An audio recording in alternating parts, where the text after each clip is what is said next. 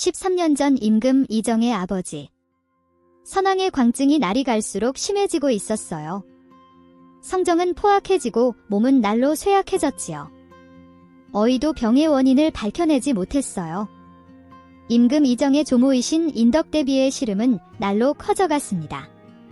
음사가 금지되어 있는 궁궐이지만 이대로 아들인 선왕을 잃을 수 없었던 인덕대비는 뛰어난 영매 능력을 가진 만신넙덕을 궁으로 불러들입니다.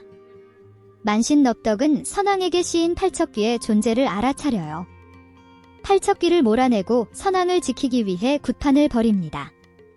만신넙덕의 구세도 팔척귀의 기운은 대단했어요. 팔척귀에게 완전히 잠식되어 버린 선왕은 괴력을 내뿜습니다. 만신넙덕의 능력으로도 팔척귀를 없애는 데는 실패를 했어요. 기운을 잠시 눌러놓는 것에 그쳤습니다. 굿판을 벌이던 날 왕세자였던 이정을 본 넙덕은 팔척귀의 다음 타켓이 될지도 모를 왕세자 이정을 위해 암컷 경비석을 손에 쥐어줍니다. 이것을 항시 곁에 두시면 세자 저하를 지켜줄 것이옵니다. 라고 말했어요. 그리고는 넙덕은 용담골로 돌아갑니다. 만신 넙덕의 굿으로 팔척귀는 큰 내상을 입게 돼요. 선왕의 혼령을 먹고 기운을 차린 팔척귀는 자신의 계획에 방해가 되는 넙덕을 제거하기 위해 판수 풍산과 함께 용담골로 향합니다. 넙덕은 바닷가에서 널거리를 하고 있었어요. 한참 의식이 진행되던 중 갑자기 제사상에 불이 붙기 시작해요. 불을 이용하여 넙덕을 공격하는 팔척귀. 갑작스런 공격을 받은 넙덕은 미처 방어를 하지 못했고 몸에 불이 붙어버려요. 흡사 불길이 넙덕을 물속으로 밀어버린 것처럼 사고를 당해 죽음을 맞이합니다. 이 모든 과정을 지켜본 강철은 무시무시한 팔척귀로부터 여리를 지키고자 넙덕을 죽였다는 누명을 쓴 채로 여리 주위를 맴돕니다. 그렇게 강철은 여리의 가족이자 연인이자 보호자가 되어갑니다. 안녕하세요. 드라마 이슈입니다. 지난 영상에서 어르신이 김봉인 대감이라는 분석을 했었는데 딱 맞았네요. 윤갑 출생의 비밀을 분석했던 내용도 맞았으면 좋겠네요. 윤갑 출생의 비밀 분석이 궁금하신 분은 귀궁 5화 예고 영상 확인해주세요. 지난 2화에서 잠깐이지만 선왕 시절 굿을 하고 있던 장면이 나왔었어요. 그 장면을 다시 보니 굿을 하고 있는 무당이 넙덕이네요. 굿을 하고 있는 무당의 옥과 왕세자였던 이정에게 경비석을 주던 넙덕의 의상이 똑같습니다. 그 장면을 보면서 가운데 의자에 묶여있는 인물이 괴력을 내뿜으며 양옆에 호위무사를 밀치는 장면이 나와서 이상했었어요. 다시 보니 선왕을 잠식하고 있던 팔척귀가 넙덕의 굿으로 인하여 괴로워하던 장면이에요.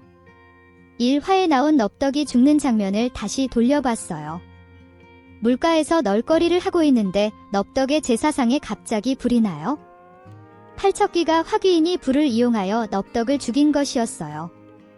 넙덕이 물에 빠질 당시 불길이 넙덕을 물로 밀어버린 듯한 느낌이에요.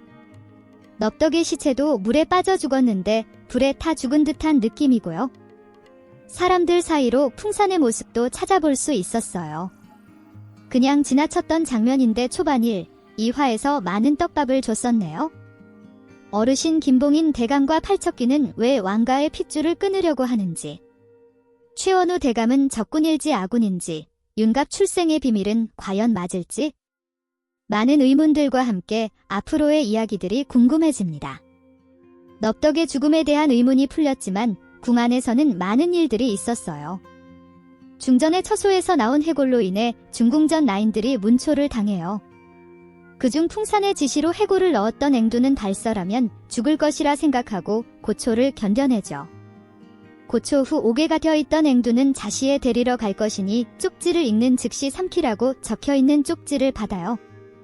그 말을 믿은 앵두는 쪽지를 먹게 되고 피를 토하며 죽게 돼요. 임금은 앵두의 방에서 나온 값비싼 물건을 보며 대비를 의심하게 되죠. 대비는 김봉인 대감의 악행을 뒤집어 쓰게 되는 역할이었어요. 이를 알아차리고 임금을 돕게 될지 궁금해지네요. 비비가 먹잇감으로 김봉인 대감을 고르고 도끼가 잔뜩 올랐다고 표현을 해요. 탐욕이 아닌 도끼가 오른 걸로 봐서 원한의 무게를 짐작하게 합니다. 궁녀들의 처소에서 신발을 훔치고 운을 빼앗아가는 야광귀가 여리의 손에 잡혀요. 야광귀를 다그쳐 영인대군 처소에 부적을 붙인 자에 대해 물어요. 손끝이 검은 내관이라고 말을 해줘요. 썩은 물을 뿜어대는 수기만 보다가 야광귀를 보니 너무 귀엽네요.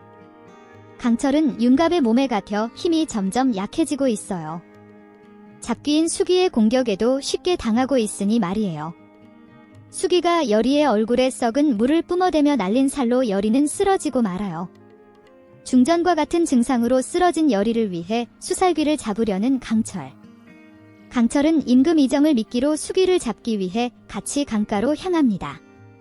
강철은 수기에게 또 속수무책으로 당하지만 임금과의 합작으로 위기에서 벗어나고 수기를 잡는 데 성공합니다. 강철이를 위해 아픈 몸을 이끌고 달려온 여리. 강철이를 꽉 안아주는데 마음이 심쿵했어요. 수기의 원한을 풀어주고 살을 날리라고 시킨 자가 맹인 아구지라는 것을 알아내요. 임금은 맹인 판수들을 모두 잡아들이고 문책을 합니다. 그 중에 풍산도 있었는데 이를 간파한 풍산이 미리 증자를 다 불태웠고 물증이 없어서 풀어주고 말아요. 이렇게 놓아주면 안 되는데 어쩌죠? 대감들에게 이무기 방지용 돼지부적을 써주는 걸 보면 풍산이 마냥 헛개비는 아닌 것 같아요. 여리는 강철에게 흔들리는 자신을 보며 혼란스러워해요. 할머니의 원수, 그토록 미워했던 강철인데 강철이를 향해 웃고 있는 자신을 발견하고 당황스러워하고 있어요.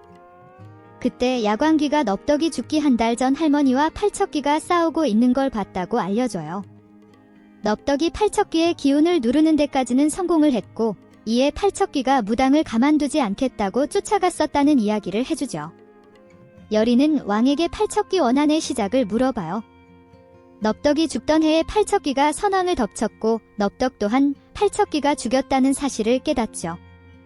자신이 오랫동안 오해하고 미워했던 강철을 떠올리며 혼란스러워해요. 강철이에 대한 모든 오해가 풀렸으니 앞으로 두 사람이 꽁냥거리는 모습을 마음껏 볼 수 있겠어요. 8화 말미에 어르신이 김봉인 대감이라는 반전이 나오며 놀라움을 안겨줬어요. 미리 예상을 했던 터라 역시나 김봉인 대감이네 하면서 봤어요. 풍사는 김봉인 대감에게 여리가 넙덕의 손녀라고 말하며 넙덕이 죽던 날 그곳에 갔던 것을 떠올리죠. 김봉인 대감은 여리가 넙덕의 손녀인 것을 알고 여리까지 죽이려는 계획을 세웁니다. 여리의 옆에 있던 비비의 존재를 아는 풍산. 돼지부적으로 비비가 양반들에게 접근도 못하게 만들어요. 그 바람에 강철이도 힘을 쓸 수 없게 됩니다. 그리고 항상 여리와 같이 있는 윤갑을 여리에게서 떼어놓기 위해서 윤갑의 어머니인 영금을 미끼로 함정을 팝니다. 어머니를 구하고 싶으면 폐가로 오거라. 윤갑이 어머니를 구하러 간 사이 여리는 복면을 쓴 검은 세력의 공격을 받아요. 과연 능력을 잃은 강철이는 무사히 여리를 구할 수 있을까요? 디테일한 부분은 다르지만 큰 뼈대는 저의 뇌피셜과 맞아 떨어지고 있는 귀궁이에요. 신기하기도 하면서 재미지네요.